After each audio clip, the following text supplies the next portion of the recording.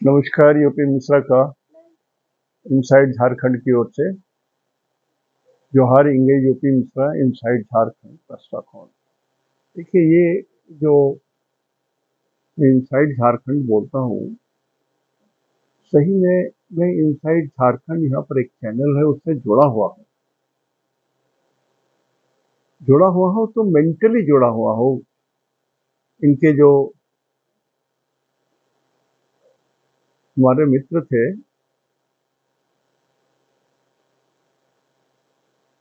उन्हीं के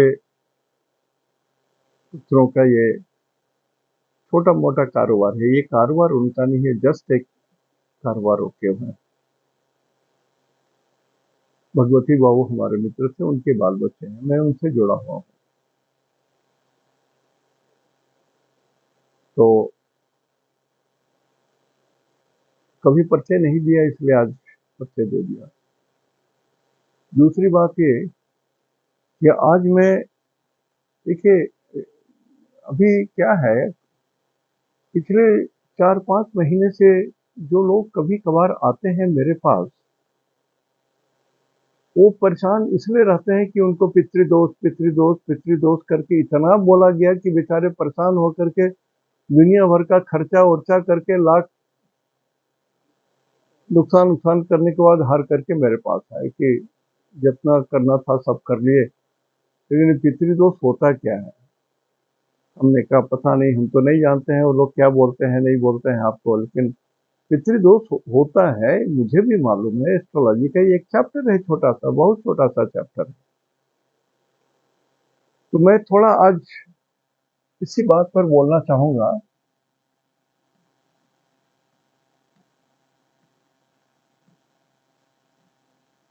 पितृदोष,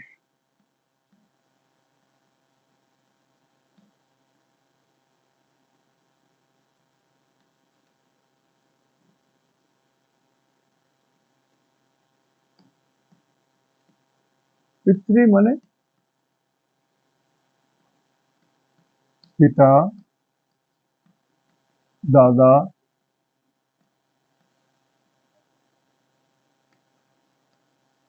परपिता, एक्सेट्रा। मेरे पिताजी के पिताजी, उनके पिताजी, उनके पिताजी, ये एक पितृ खानदान हो गया। ये मेरे पिताजी हैं। मेरी माँ, मेरी माँ की माँ, उनकी माँ, उनकी माँ, ये मातृपक्ष हुआ। तो पितृदोष में कहीं न कहीं पिता का चैप्टर जरूर होता है। और पिता का मतलब होता है रिप्रेजेंटेड बाय ए प्लैनेट, वो है सूरज,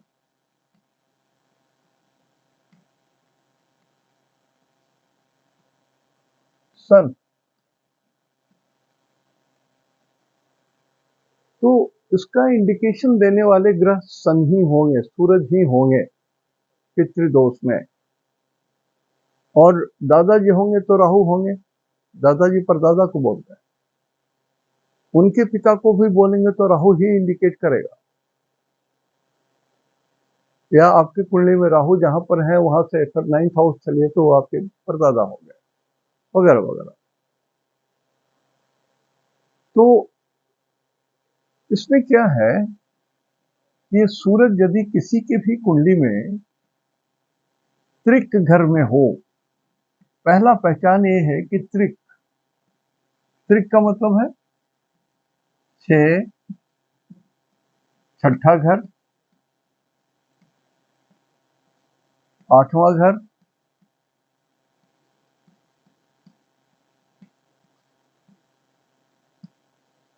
घर, और 12वां घर।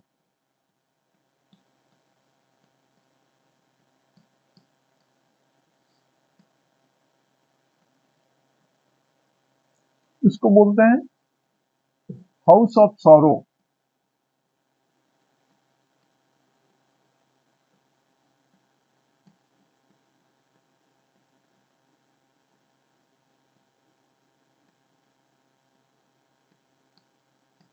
दुख युक्त, भाव।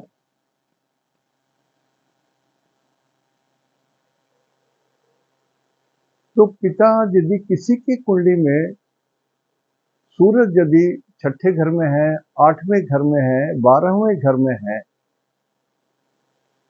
तो यहां से it is a first step. तभी आप कुछ सोचिए। ए, दिस इज ए।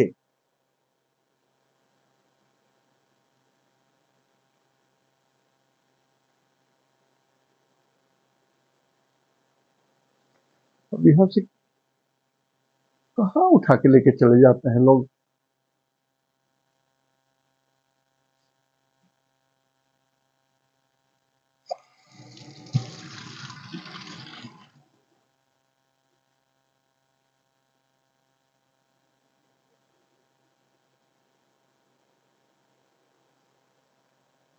मिटा रहा हूं इसको, देखे होंगे जरूर।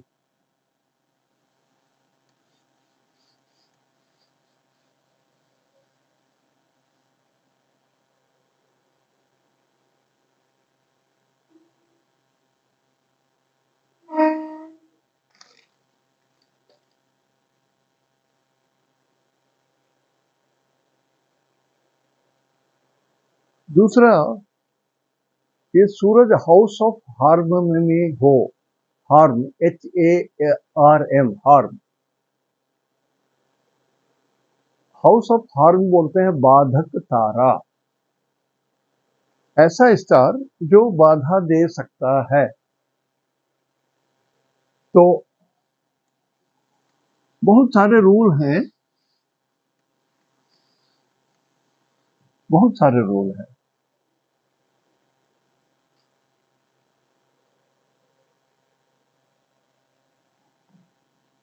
चर राशि का लगन हो और चर राशि,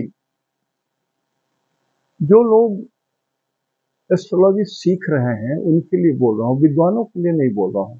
आप चाहे तो चैनल बंद कर सकते हैं। इतना दिन से इसलिए नहीं बताया कि साधारण बातें शायद जानते हो। तो चर लग्न यदि हो,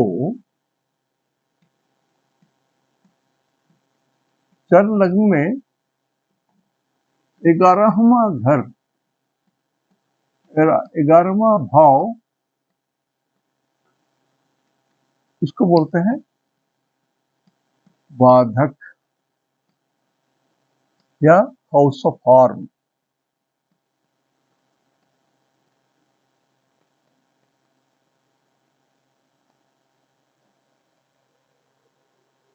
मतलब यदि किसी के कुंडली में चर राशि का लग्न हो, 1, फिर 4, चर स्थिर द्वि स्वभाव, फिर चर, तो ऐसा करके चर राशि का यदि लग्न हो तो आप ये देखेंगे कि 11th में जो भी नंबर पड़ता है वो, या 11th house, it is called house of harm. जैसे समझने के लिए बता रहा हूं,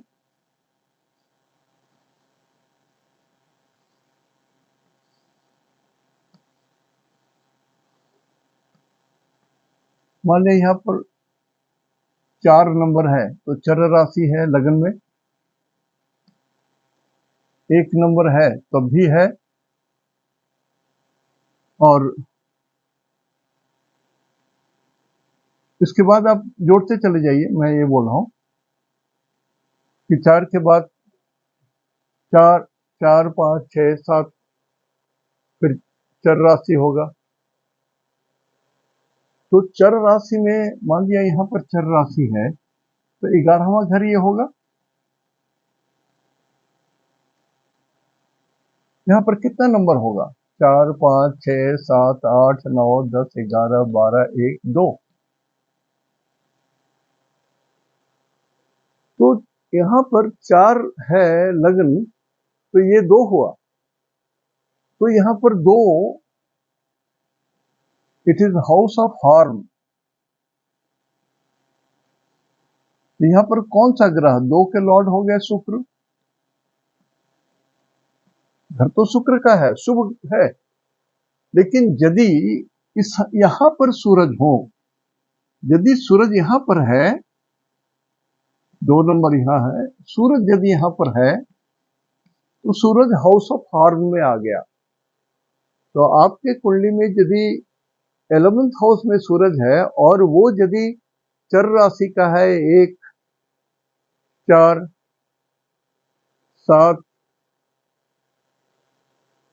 और 7, 8, 9, 10, 10 फिर चर राशि होगा।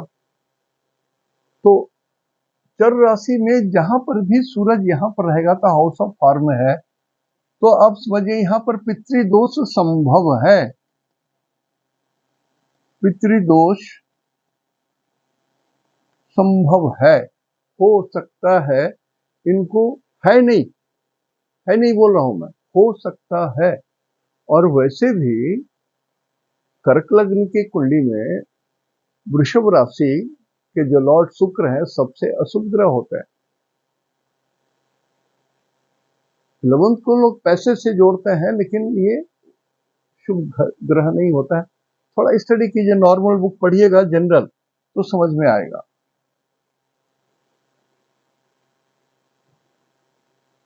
कारण कि खाली इसी को यदि एक्सप्लेन करता रहूंगा तो फिर समय बहुत लग जाएगा।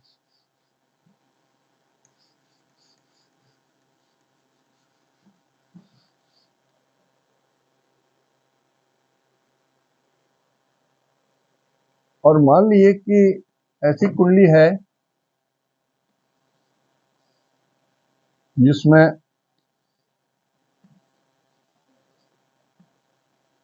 यह 2 नंबर है, तो यहाँ पर क्या है, ये स्थिर राशि है, फिक्स्ड साइन है, ये स्थिर।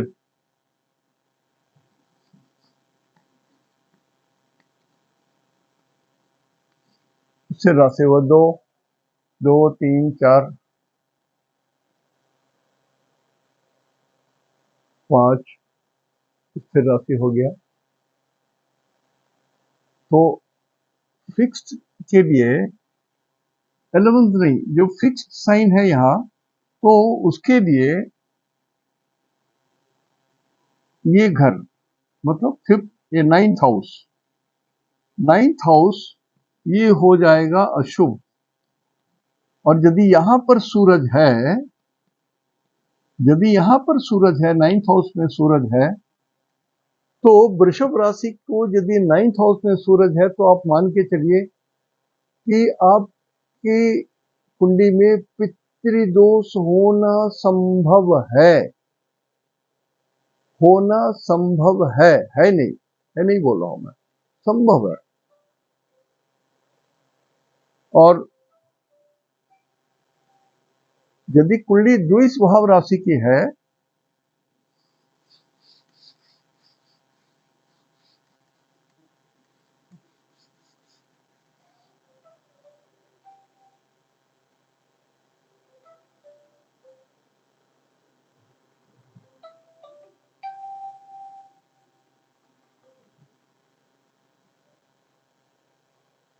मान लीजिए कुंडली 3 नंबर की है,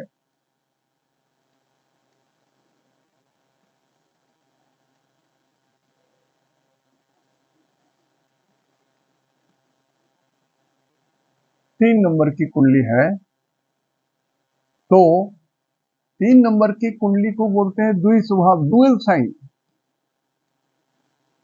या द्विस्वभाव।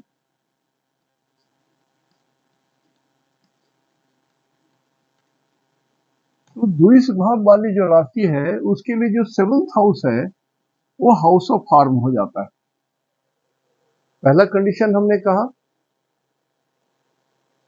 कि यदि सूरज मेष राशि में हो तो 11th हाउस पड़ता है, फिक्स्ड साइन में हो तो 9th हाउस होता है, और द्विस्वभाव का हो तो 7th हाउस में यदि सूरज हो तो आपके लिए पितृदोष की बात हो जाती है।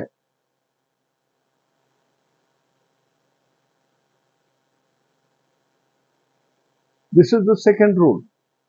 पहला रूल क्या था कि सूरज यदि आपकी कुंडली में 6, 8, 12 में है तो ये त्रिक घर में है तो आपको ये दोष लग सकता है।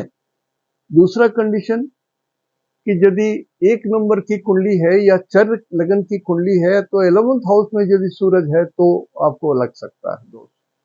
2 नंबर की कुंडली है तो 9th हाउस में सूरज है तो आपको पितृदोष हो सकता है।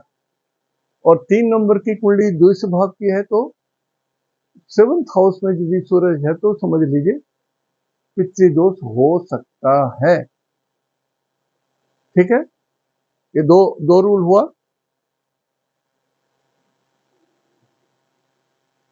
कारण कि खाली बोल दे कि ये पितरदोष तो नहीं होता है, इसके लिए तो ऋषियों ने रूल बनाया ना। तो ये जो एस्ट्रोलॉजी है it is the rule book of rishis. जैसे वेद हैं तो वेद तो ऋषियों की रचना है और उसी तरह से ज्योतिष भी ऋषियों की रचना है। उसमें कुछ हर चीज लिखा हुआ है, कुछ भी ऐसा चीज नहीं है जो लिखा हुआ नहीं है। या तीसरा रूल बोल रहा हूं,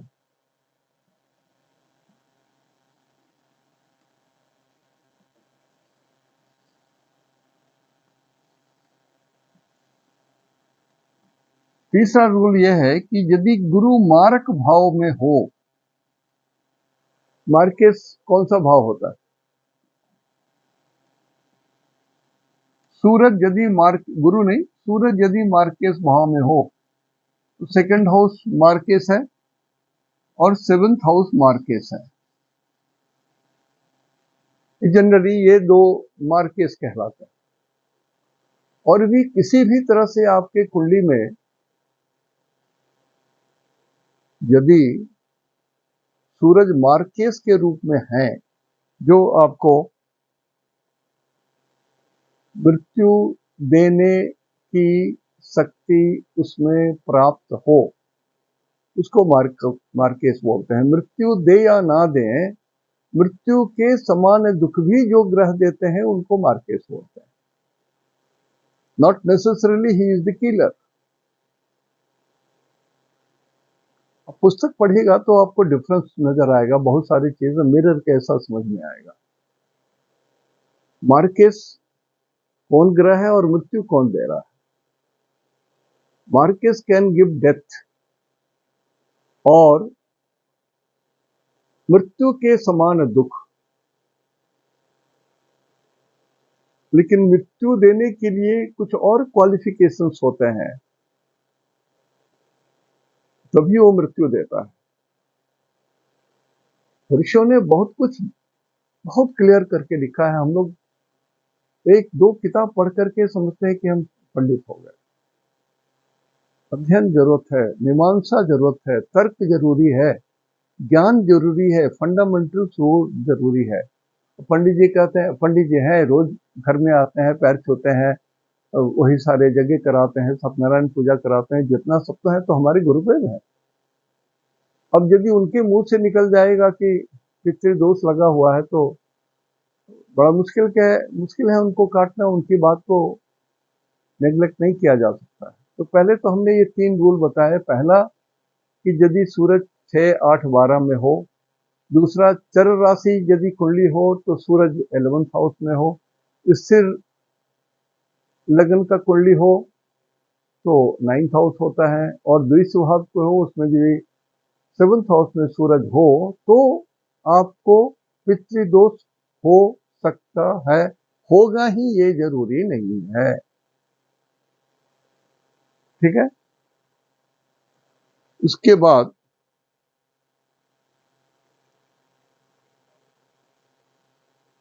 बहुत सारे मेरे नोट्स बिखरे पड़े हैं इधर उधर, तो कभी कभार इच्छा होती कि कुछ बता दूं तो। और इधर बीच में बहुत सारे मार्केट्स को लेकर, पितृदोष को लेकर की बात आ गई थी। तो ये तीसरी बात थी, तीसरा रूल।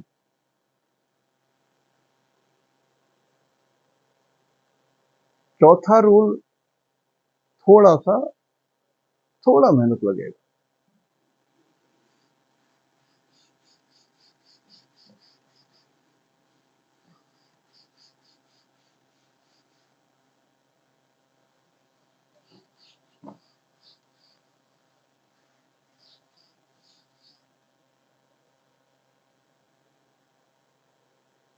चौथा रूल कहता है कि पितृदोष तब लगे जब सूरज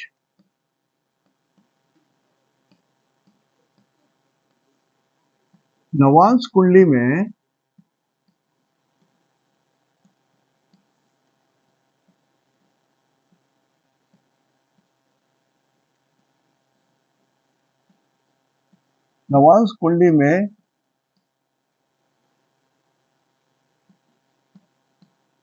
नंबर 1 में हो या नंबर 8 में हो, मतलब मंगल के नवांश में हो, दैट इज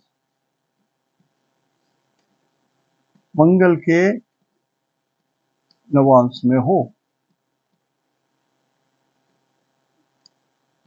ये चौथा रूल है। लेकिन ये रूल सबसे इंपॉर्टेंट, यदि रूल नंबर 1 में सूरज यदि 6, 8, 12 में है तो पितृदोष हो सकता है। नवांश कुंडली में यदि वो सूरज 1 नंबर में हो या 8 नंबर में हो तो जरूर होगा। उसी तरह से चर लग्न की कुंडली हो, 11th हाउस में सूरज हो, नवांश कुंडली में यदि वो 1 नंबर या 8 नंबर है या मंगल के नवांश में है तो पितृदोष लग गया। वृषभ राशि का लग्न हो, मतलब स्थिर लग्न की कुंडली हो और 9th हाउस में सूरज हो और नवांश में यदि वो 1 नंबर या 8 नंबर में है तो पितृदोष लग गया। ठीक उसी तरह से द्विस्वभाव राशि की कुंडली हो, 7th हाउस में सूरज हो और नवांश में वो 1 नंबर या 8 नंबर में है तो फिर पितृदोष लग गया। आप बोली कितने पंडित जी हैं जो इनको नवांश आता है, कुंडली बनाने भी आता, बोले को तो बोल देते हैं। तो सूरज को लगना जरूरी है। अब सूरज पिता हो बोलते हैं हम लोग, जो पिता हैं जीवित या जो गुजर गए। ये थोड़ा गंभीर बात बोल रहा हूं मैं आपको। यदि पिता की आत्मा आपके द्वारा दुखी है तो पितृदोष तो ऐसे ही लग गया। पिता को आत्मा बोलते हैं ना, सूरज माने आत्मा, सूरज का मतलब फादर, पिता। तो जिसने अपने पिता को दुख दे दिया उसको तो पितृदोष ऐसे ही लग गया, और जिसने माता को दुख दे दिया वो ऐसे ही लग गया उसको मातृदोष, पितृदोष। पिछली बार हमने कहा कि ऐसे जो लोग मॉडर्न लाइफ में अपने माता पिता को स्क्रैप मटेरियल सोच करके डाल दिए हैं आश्रम में, यार कितने दिन तड़पोगे इस जीवन में और कितने जन्मों में तड़पोगे उसका कोई गिनती नहीं है, कोई गिनती नहीं। ये बात सत्य है, सत्य है, सत्य है।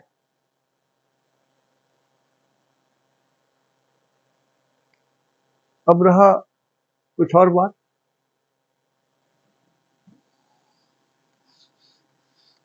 हमने कहा कि हो सकता है कि पितृदोष ना हो, दादाजी भी आपके तो पिता के पिता हैं, दादाजी हैं, तो दादाजी को कुछ असंतुष्टि हुई हो तो उसके कारण दोष लगा हो तो दादाजी को राहु बोलते हैं। तो ऐसे चारों कंडीशन में जब सूरज हो और राहु के दृष्टि में आ जाता हो, मतलब सूरज से राहु 7 में हो तो सूरज पर दृष्टि पड़ेगी, या सूरज से राहु त्रिकोण में हो, 9 में और 5 में हो, तब भी पूरी दृष्टि पड़ेगी। कारण कि राहु की दृष्टि गुरु के समान होती है। जैसे 5, 7, 9 गुरु का है, उसी तरह से राहु का भी 5, 7, 9 होता है। और एक चीज समझ लीजिए, द्वि द्वादश का भी कष्ट होता है। यदि राहु आपके सूरज से द्वि द्वादश हो, या यदि राहु और सूरज एक साथ हो, आपके लग्न से द्वि द्वादश है, तब भी पितृदोष लगा हुआ है। डिफरेंस ऑफ ओपिनियन के कारण आप उनको अपमानित कर रहे हैं। दोष का मतलब होता है कि भगवान का अपमान करना, तो भगवान का दोष लगा। जैसे किसी की कुंडली है,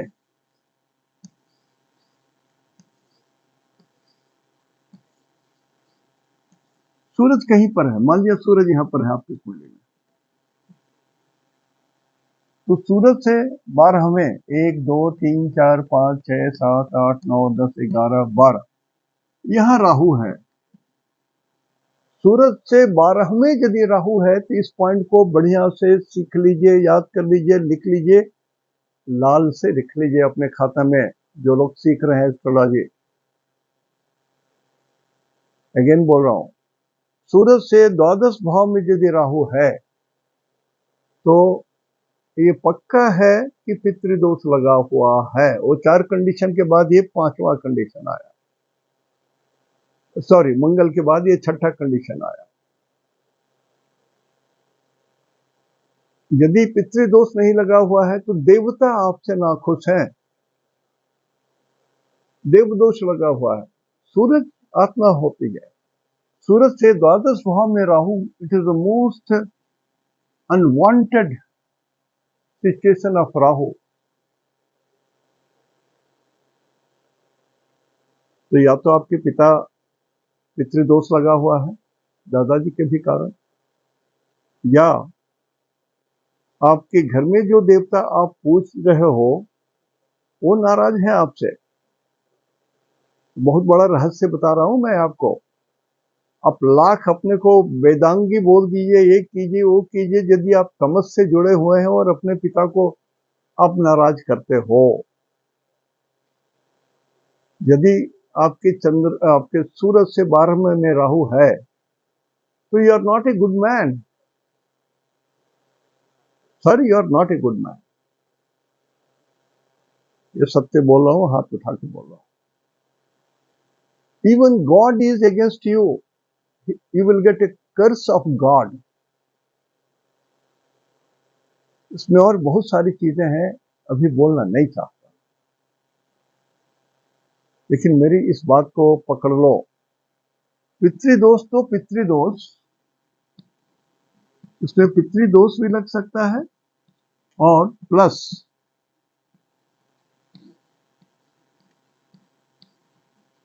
देवता रुष्ट हो सकते हैं आपसे।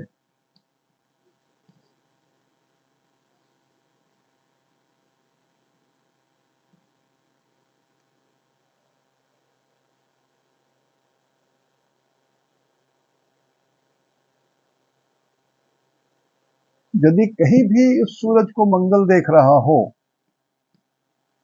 यहां से चौथी दृष्टि से, या यहां से 8वीं दृष्टि से, 7, 1, 8, सूरज पर यदि मंगल की दृष्टि है, तो एक मोटा मोटी बात समझ लीजिए कि आपके घर में जिस भगवान की आप पूजा कर रहे हो, संभवतः तो टूटी फूटी है, क्रैक्ड है। और जो मूर्ति टूटी है, चाहे सोने की हो, चाहे चांदी की हो, चाहे हीरे की हो, पूजी नहीं जाती है, वो नदी में विसर्जित कर दी जाती है। हिम्मत सोने का देवता बना के रखे हो, विसर्जित कर सकोगे? पहले तो सोने की प्रतिमा में भगवान निवास नहीं करते, सत्य बोल रहा हूं मैं। एस्ट्रोलॉजर हूं। इसलिए कि कलयुग जब प्रवेश किया तो राजा ने कहा, दी दिन राजा ने कहा, कलयुग ने पूछा कि मैं कहाँ प्रवेश करूं, कहाँ जगह देते हो आप हमको, मैं तो आ गया हूं, मैं कलयुग हूं, प्रवेश कर रहा हूं तुम्हारे राज में। तो उन्होंने कहा कि ठीक है, आ जाइए, अपना मुकुट उतार के दे दिया सोने का कि इसे में आ जाओ। तो सोने में तो हमेशा कलयुग रहते हैं, तो सोने की मूर्ति की पूजा नहीं करनी चाहिए, सोने के थाल को नहीं यूज करना चाहिए, स्टील का बर्तन कभी नहीं यूज होना चाहिए पूजा में, लोहे में यमराज रहते हैं। अब पीतल तांबे की जो पुरातन काल से चली आ रही है, नहीं तो मिट्टी का बर्तन कीजिए ना पूजा।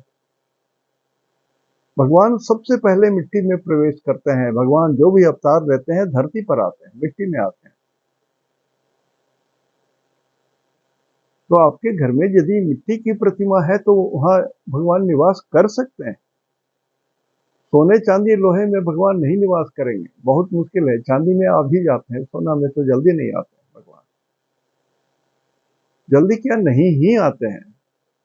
उसमें तो आपका अहंकार भी शामिल रहता है।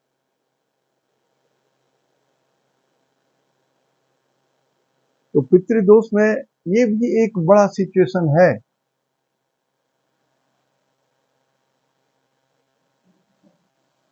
और यदि मंगल के नवांश में है, ये सारे कंडीशन के साथ नवांश कुंडली में भी यदि सूरज 1 नंबर में है, 8 नंबर में है, तो पक्का लगा हुआ है। अब आप अपने से चेक करा लीजिए, या जो आपके यहाँ आपके अगल बगल जो विद्यार्थी सीख रहे हैं एस्ट्रोलॉजी, उनसे दिखवा लीजिए कि आपके कुंडली में पितृदोष है या नहीं है।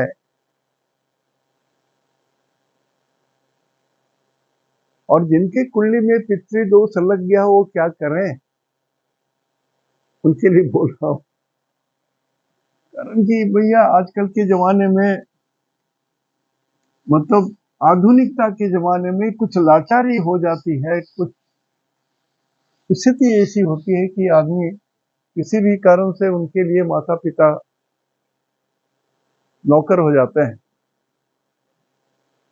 आप यदि अपने धोती कुर्ता में वहां बैठे हुए हैं और कांधे पर अंगोछा रखे हुए हैं, तो आपका बेटा अपने एग्जीक्यूटिव से आपको परिचय नहीं कराएगा।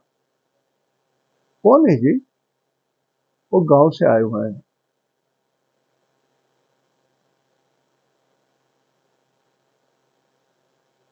नहीं परिचय कराएंगे आपको।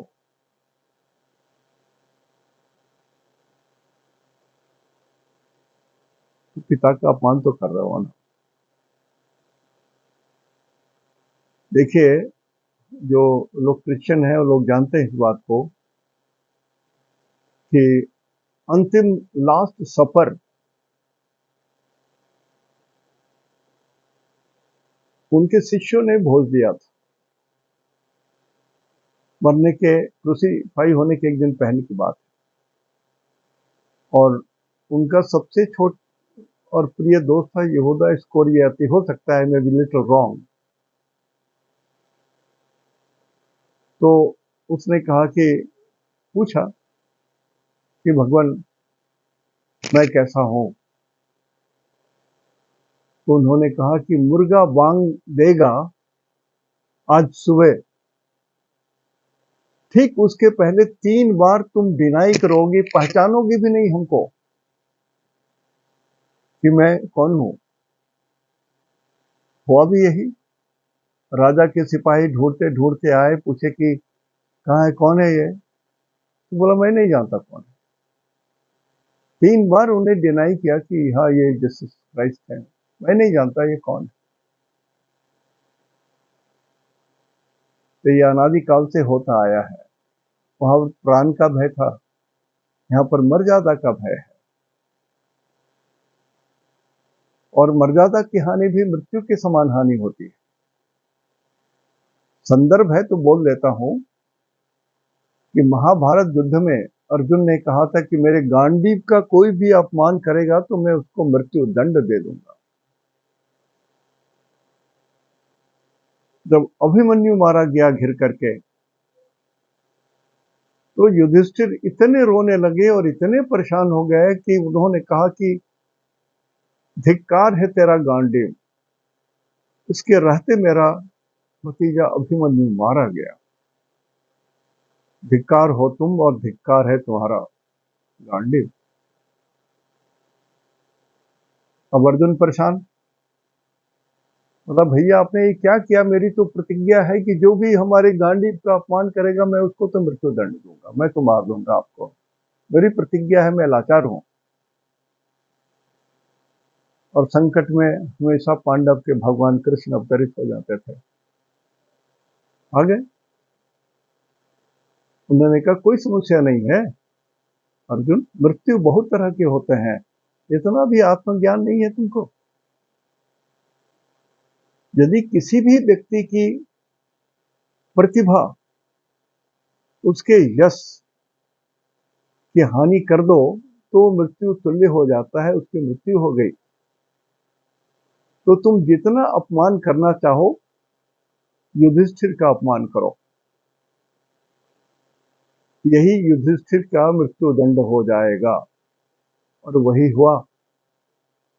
अर्जुन जितना अपशब्द बोल सकते थे बोल करके उन्होंने उल्टा युधिष्ठिर को नकारा।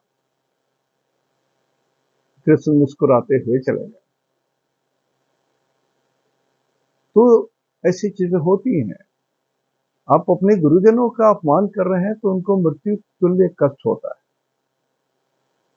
तो पितृदोष आप समझ रहे होंगे, जितना चीज हमने कहा। यदि दुर्भाग्य से आपके कुंडली में वो नवांश में भी यदि वो 1 नंबर 8 नंबर में है तो अब तो पक्का मान लीजिए। और यदि आपका सूरज राहु के साथ सटा हुआ है, मंगल से दृष्ट हो रहा है, तब भी आपकी कुंडली में है, पितृदोष है। तो उतना बड़ा कुछ नहीं है जैसे भगवान ने अर्जुन को उबारा। आप भी गुरुजनों का अपमान किए हुए हैं, तो आपके अंदर में आत्मग्लानि होनी चाहिए। आप अपने को धिक्कारिए कि आप पतित हो, इस धरती पर सबसे निखित पतित प्राणी हो तुम। रो, आंसू से शरीर भर जाना चाहिए तुम्हारा। भगवान के घर में रोते रोते भगवान के चरण पकड़ लो और पिता को माता को ला करके चरण वंदना करके यथेष्ट उनका स्वागत करो। कोई मंत्र पढ़ने से नहीं होगा बाबा, ये सत्य है, यही सत्य है, अंतिम सत्य है। जो रोग होता है ना उसी का निदान होता है। तुमने अपमान किया अपने पुरखों को, तो तुमको उनका प्रशंसा भी करना होगा, उनको खुश भी करना होगा, उनको पिता मान करके जैसे भी उनको खुश कर सकते हो करो।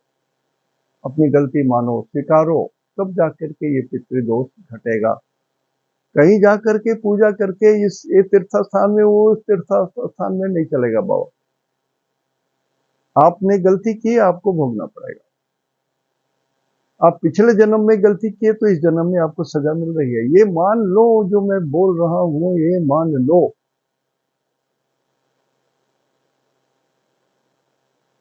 कारण इसमें बहुत सारा चीज है, कंट्रोवर्सी का चीज है, कुछ बोलूंगा तो बड़ा कष्ट हो जाएगा। बहुत सारे जो विद्वान लोग मेरे कहने के बाद भी कि आप स्विच ऑफ कर दीजिए, जो सीख रहे हैं उनको सीखने दीजिए। ये निर्विवाद बिना द्वंद्व के मान के चलो कि 5th house is your last birth. गुरु जहां पर है उसके ठीक पिछले में, जैसे आपका गुरु यदि 4 नंबर में है तो पिछले जन्म में गुरु आपका 3 नंबर में था। तो 3 नंबर को लग्न बना के गुरु रखो वहां पर और उसके बाद विवेचना करो।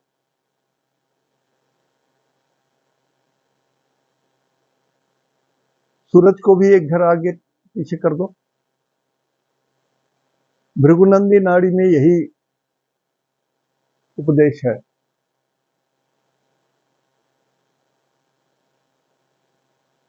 और भी बहुत सारी बातें हैं, ये सब कंट्रोवर्सी में डूब जाएगा, इसलिए सब बातें मैं नहीं बोलता जल्दी। लेकिन जो लोग पीड़ित हैं पितर से, पितृदोष, बहुत लोग तो पितृदोष मालूम हो, उनको आंख में दिखाई भी देगा तो hang it bloody father, I have done, I have given him enough. बहुत सारे तर्क देते हैं, जब मेरा जन्म हुआ तो पिता तो आनंदित हुए ना, उनको एक खिलौना मिल गया। For me he enjoyed the life. क्या ऋण, किसका ऋण? ही शुड बी ऋणी। हमने उनको इतना आनंद दिया जब तक मैं बालक था। मैंने तो 12 वर्षों तक उनको आनंद दिया अपने पिता को। कौन सा ऋण पापा का? पिता का क्या सा ऋण? बहुत सारी तर्क आती है इस धरती पर। ये कलयुग है, ये कलयुग है। मातृजोनिश्च परित्यज्य सर्वजोनिश्च ग्राह्यते। यही कलयुग है, यही कलयुग है, यही घोर कलयुग है।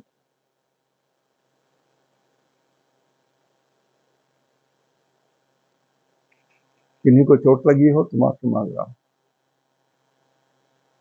माफी मांग रहा हूं, बिल्कुल हृदय से माफी मांग रहा हूं। तो जो लोग विद्यार्थी हैं एस्ट्रोलॉजी के, ये जो हमने बताया आपको पितृदोष का, ये बड़ा सरल तरीका है ढूंढने का। गणित से भी ढूंढा जा सकता है, गणित पक्ष भी इसका है, लेकिन सरल पक्ष है जो हमने 5-6 रूल बताए, उससे आप समझ लीजिए। और नवांश कुंडली में यदि मंगल के साथ हो और नवांश में भी सूरज, मंगल के नवांश हो, उसके साथ राहु हो या और कोई पापक ग्रह हो, तो समझ लीजिए हाँ, आपका दोष बहुत कठिन है। और यदि वृश्चिक राशि में हो, नवांश में वृश्चिक राशि में हो, तो वो स्थिर राशि है, तो बोले कि नाक रगड़ के मर जाओगे, माफी नहीं मिलेगी तुमको, नहीं मिलेगी माफी पितृदोष का, नाक रगड़ लो। और भी रास्ते हैं तब। और 1 नंबर मंगल का जो है वो चर राशि है, तो दिखता है कि यदि ये सूरज 1 नंबर में है, चर राशि में है, उच्च नवांश में है, तो यस, पूजा पाठ, संताप, क्षमा और अपनी गलती स्वीकार कर लेने से शायद माफी मिल जाए, शायद माफी मिल जाए। तो आज यहीं तक, इतना ही। आगे कुछ और बताऊंगा, कारण कि अभी